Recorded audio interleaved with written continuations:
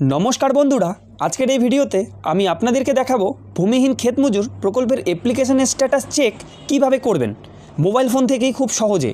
আপনি যদি এই প্রকল্পে আবেদন করে থাকেন এবং জানতে চান আপনার আবেদন অ্যাপ্রুভড হয়েছে কিনা, টাকা কবে আসবে, অ্যাপ্লিকেশন পেন্ডিং আছে কিনা, তাহলে এই ভিডিওটি শেষ পর্যন্ত অবশ্যই দেখুন। তো আপনারা আপনাদের ফোন থেকে একটি যে কোনো ব্রাউজার ওপেন করে নেবেন। তো আমি ক্রোম ব্রাউজারটি ওপেন করে নিলাম। তো এখানে সার্চ বারে গিয়ে আপনারা সার্চ করবেন ভূমিহীন ক্ষেত মজুর। তো ভূমিহীন VHUMIHIAN ভূমিহীন ক্ষেত মজুর KHATMAJUR।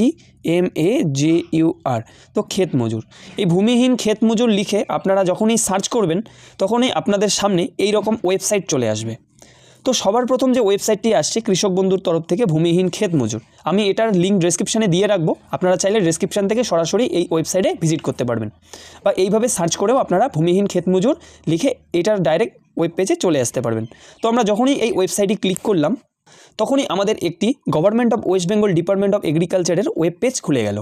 তো এখানে একটু নিচে কী লেখা আছে, ফার্মার সার্চ। এখানে আপনারা যারা আবেদন জমা করেছিলেন কৃষক বন্ধুর জন্য দুয়ারে সরকার ক্যাম্পে, তো সেই আবেদনটির এখানে সার্চ করার জন্য অ্যাকনোলেজমেন্ট নাম্বার লাগবে, নয়তো আধার কার্ড লাগবে, নয়তো মোবাইল লাগবে। আপনারা এই তিনটি জিনিস দিয়ে সার্চ করতে পারবেন আপনাদের আবেদনটি কী পরিস্থিতিতে আছে, সেটি আদৌ অ্যাপ্রুভড হয়েছে কি না, রিজেক্ট হয়েছে কি না, বা কী অবস্থায় আছে।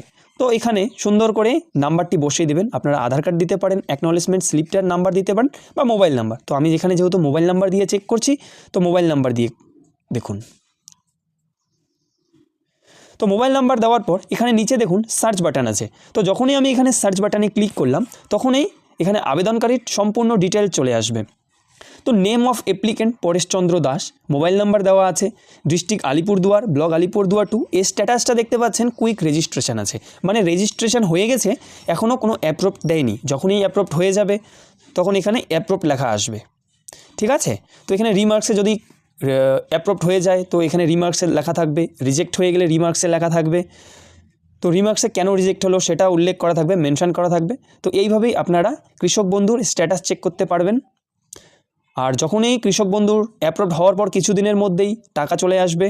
যখনই টাকা চলে আসবে তখনই আমি আরেকটি ভিডিও করে আপনাদের দিয়ে দেব।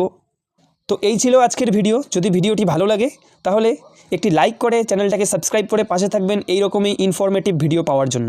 Thank you.